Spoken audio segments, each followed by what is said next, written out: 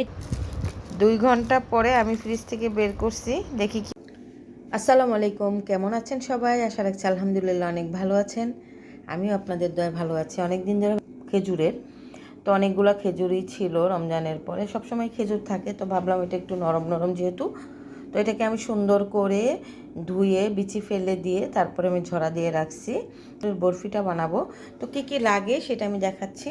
এখানে বাটার দিলেও পারেন, ঘি দিলেও পারেন, তো আমি ঘি নিয়ে নিচ্ছি, আমার বাটার ছিল না। কিশমিশ নিয়ে নিচ্ছি, কিশমিশটা অনেক স্কিপ করতে পারেন, আমি দিব, কারণ এটা যেহেতু হেলদি একটা খাবার হবে সেজন্য আমি কিশমিশটা ব্লেন্ডারের সাথে এই খেজুরগুলোর সাথে ব্লেন্ড করব কিছু, আর কিছু রাখবো। এখানে বাদামটা একটু মোটা মোটা করে কেটে লাগবে, সাদা তিল এখানে নিয়েছি, পেস্তা বাদামটা ধুয়ে পরিষ্কার করে আমি কেটে নিয়েছি। এখানে হচ্ছে চীনা, এখানে 2 আইটেমের বাদাম আছে, তো এই যেগুলো সবগুলো লাগবে। তো আমি প্রথমে এটাকে ধুয়ে জরা দিয়ে আসছি, এখন আমি এটাকে ব্লেন্ডারের জগে ভরে নিচ্ছি। আমি আগে একটু একটু ব্লেন্ড করি, হ্যাঁ, তবে এটা জাল দিতে দিতেও হয়ে যাবে, তারপরে একটু ব্লেন্ড করে নিলে একটু সুন্দর হয়। তো দেখতে থাকুন, আমি একটা হ্যান্ড ব্লেন্ডার দিয়ে আস্তে আস্তে আস্তে আস্তে করে নিচ্ছি। তো মাথায় রাখতে হবে, আস্তে করে দিতে হবে। তো ওই তো সুন্দর মতন আমি এটা ব্লেন্ড করে নিয়েছি, আর যতটুকু দেখা যাচ্ছে আমি হ্যান্ড ব্লেন্ডারে করেছি, তো একটু মিক্সড হয়ে যাবে। এখন আমি হাঁড়ি বসাই দেবো চুলায়। এই তো চুলায় হাঁড়ি বসাই দিছি, হাঁড়িটা গরম হয়ে গেছে, আমি দিয়ে দিব একটু ঘি, তো মানে বাটারও দিতে পারেন, তো আমি একটু ঘি দিয়ে দিচ্ছি।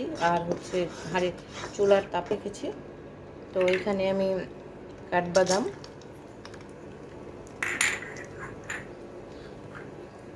কাজু বাদাম আর চীনা বাদাম এগুলো সব একসাথে একটু ভেজে নিচ্ছি। কালার আসার পর্যন্ত আমি একটু সুন্দর করে ভাজবো।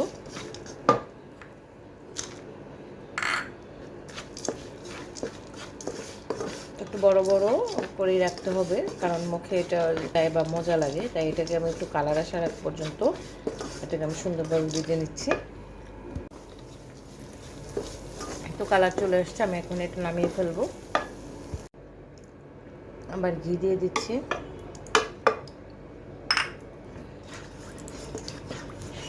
তো ঘি গরম হতে বেশি সময় লাগে না, সাথে সাথে দিয়ে দিলে হয়। তো আমি দিয়ে দিচ্ছি এখানে খেজুরটা ব্লেন্ড করা।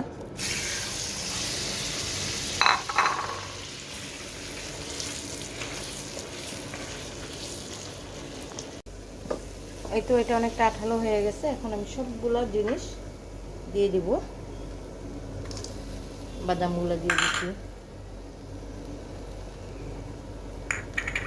তো মিশিয়ে নিব।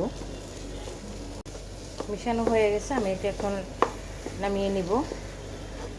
আঠা আঠা হয়ে গেছে, সুন্দর হয়েছে, দেখুন মাশাআল্লাহ কত সুন্দর লাগতেছে, লোভনীয় হয়েছে। এটাকে আমি পরবর্তী প্রসেসিংয়ে যাচ্ছি। চলো অফ করে দিলাম। আমি এখন এই বাটিটার মধ্যে নামায় নিব।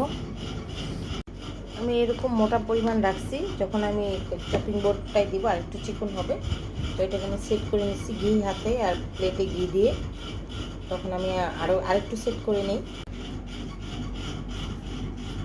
আমি এটাকে তেলের মধ্যে সেট করে নিব।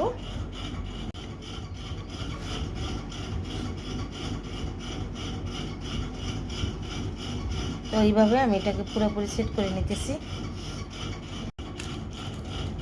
আমি 2টা ভাগ করেছি, এখানে অনেক বড় হয়ে গেছে, তো আমি এটা ফয়েলের মধ্যে, এই যে এটাকে আমি ফয়েলের মধ্যে এভাবে ফুটিয়ে এটাকে আমি আরেকটু সুন্দর করে সেট করব। দুটোই একইভাবে করব।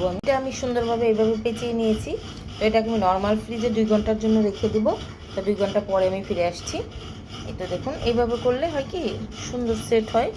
এটা এখনও গরম আছে, এটা ঠান্ডা হলে কাটতে সুবিধা হবে।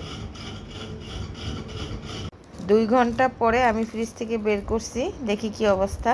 একটু কেটে আমি ফয়েল পেপারের উপরেই কাটবো, তো যদি দেখি যে নরম, তারপর আবার রেখে দিতে হবে, তা না হলে সুন্দর হবে না স্লাইসটা।